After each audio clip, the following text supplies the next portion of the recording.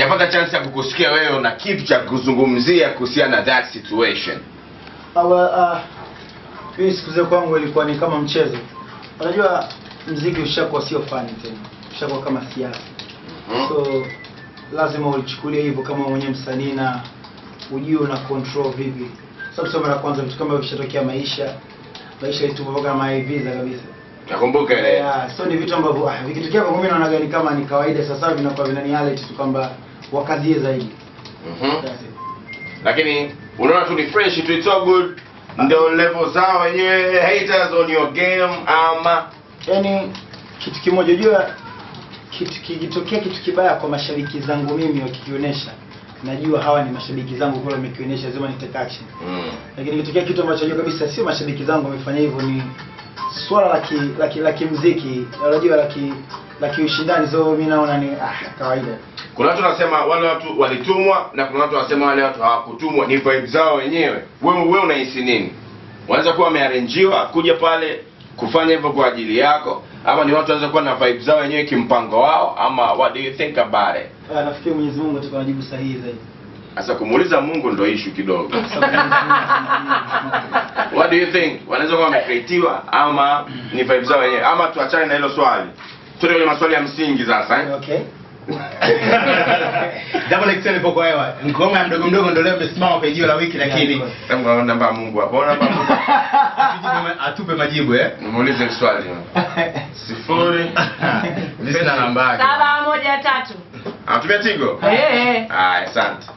Umeona bana. So juzi umeachia ngoma, jana.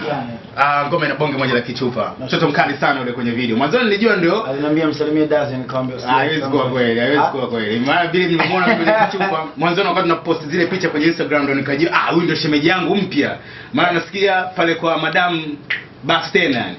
Vya kusikia kama hivyo. Kwa hiyo ukweli uko wapi kati yako wewe na Wema Sepetu? Nafikiri kuna vitu fulani ambavyo kuvizungumza sio vizuri kiukweli kabisa. Lakini vikifika kuzungumziwa tutazungumziwa. Unajua kama ninavyojua masuala mahusiano kwa ni watu wawili. Lakini pia mahusiano yetu sisi uzuri yako wazi, kila mtu anafahamu. Lakini ikifika time ya kwa vitu kuweka wazi inakuwa ni rahisi na ni vizuri kuweka wazi. Sasa hajafikia kuweka wazi ndio maana kidogo napoulizwa linakuwa ni swali gumu. Lakini lilikuwa ni gumu kwa upande wako, lakini yeye yuko tayari kuzungumza kwamba it's over kati yangu mimi na Diamond. Siji. Ujui vipi sasa? Sasa hajawahi kukwambia. Tuuze Mungu hilo pia au? Sifahamu toga. Bana. Kwa sababu ingoma kama umemzungumzia yeye direct hivi kwa watu wamekuza akili zao zikaenda mbali zaidi kimawazo, lakini kwamba inawezekana ile single umemwambia yeye kwamba bado unamzimia japokuwa kama kakutosa hivi. Uswahili unasema nabii yote majibu. Hapo ukisikiza ile nyimbo kama kweli mtu mwenye ufahamu wako ukweli kabisa, basi unakuwa maswali mengi yako, unaweza kuwa na maswali mengi. Hiyo weka vema. Weka alama ya vema. Of course, that's the thing. Vema fetis. Umesema Waswahili, wanasema Waswahili wanasema ya nabii, nabii yote majibu. Yote ni majibu. Kwa hiyo kama umesikiza ngoma, afu maswali mengi ukawa umejiuliza alafu umepata majibu kwenye ngoma. So nabii yote ni majibu. Outro ya ngoma nasema. Kwa akili yako ina maana umeshapata jibu sahihi. Outro nasema hii ni sauti ya raisi ilomshindaga ibilisi, kwa mwanadamu sio rahisi. Na uwaambie lazima wajue kutofautisha kati ya salaba na jumlisha, kuna x na kuzidisha. Ni cheche. Ni cheche. Usedi kicheche ni kicheche. Au vipi ba? Ina pia hivyo. Hata hivyo pia unajua Dazen, we all know kwamba Diamond ana work very hard. Very hard. Yani kwa njia moja au nyingine unaletea sifa nchi yetu kwa hasu zako au vipi bana, kwa muziki mzuri, penetration ambayo unapenya. Nasikia Farid Kubanda na Sakodi, whoever his name is, umepiga connection moja la kinyama pale, kuna collab itakuja. Umeona bana. So Diamond anafanya vitu fresh kwa ajili yetu. Anapiga mitonyo yake and all that. Pia kwa nyimbo anafanya KC pia. Sheto pia umemconnect na KAC. Bado nasubiri ngoma yako na Mafikizolo nini au vipi bana? Kwa hiyo mtu ambaye ana work hard sana na mafanikio pia yanakuja hapo fresh au vipi? Asa meneja yake mshikaji wetu haso zake sawa, sio kubwa sana za vile za sweat kama ambavyo ana sweat Diamond, Kweli. lakini brother akaweza kujichanga, akampa Madam Bonge moja la zawadi ya ndinga fulani hivi amazing kiasi kwamba na jasho jingi ambalo anatoka Diamond hajafika level ya ile ndinga. Eti ile pia ni sababu ya Diamond kununa kwa mwanadada, wataalamu wa mambo mtaani. Okay. What about that? Kama unavyotazama na ukiona, mimi nitazama na kuiona hivyo hivyo hivyo, kwa sababu nakumbuka kwa sababu wakati natokea birthday ile, kwa sababu zungumza siku birthday, right? Nilikuwa nawasiliana naye nikamwambia ni birthday yako, atakufanya nini? Akasema atakufanyia party nyumbani. Nikamuuliza kiasi gani, akanitajia kiasi fulani, nikampa. Nikamwambia unataka zawadi gani? Nikamwambia mimi nafikiri kubadilishia hali yako sasa hivi, ubadilike kwa gari nyingine.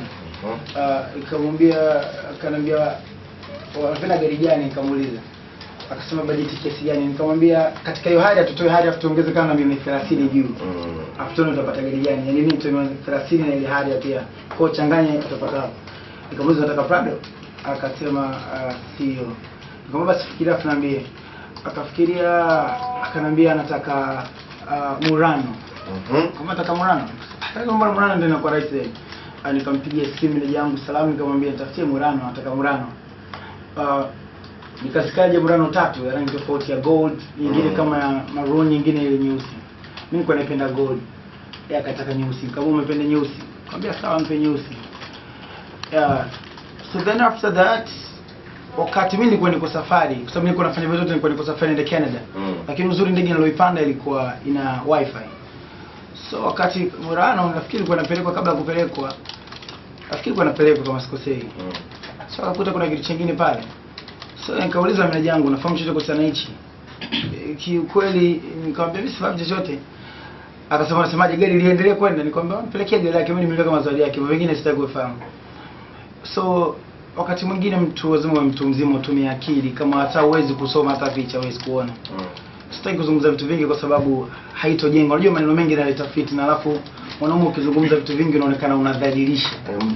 Unaonekana mpashu. Yaani mwanamke akiongea kitu anaonekana anadai haki yake, anaonewa. Mwanaume ukiongea unaonekana unadhalilisha. Alafu ukiongea sana sana hata machizo utakuwa na mbona boya wewe unaongeaje? Ndio mimi nakaushaga kimya, afu nikikausha kimya nikianza kupiga project zangu naonekana mimi mshenzi. Ushaelewa? Kumbe kuna vitu ambavyo siwezi kuvizungumza. Yeah, that's it. Do you understand about the project Twangala? I do understand. Which project is that? Anyway, tutarudi kwa ajili ya hiyo. Lakini si mshikaji meneja yake akasema yeye ndo kamnunulia bana. Yeah, na mimi nilipenda hivyo pia. I was okay for that. Hata kwenye birthday yangu ulimuona nilikuwa niko naye. It was great. Okay. Unajua mapenzi yenu bana yamekuwa kweli sana kwenye macho ya watu, yani yani watu wengi wanajua kuhusiana na mahusiano yenu au vipi.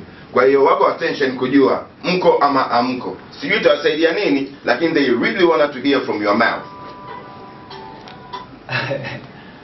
Naomba swali ujibu tukirudi, au sio? Yeah.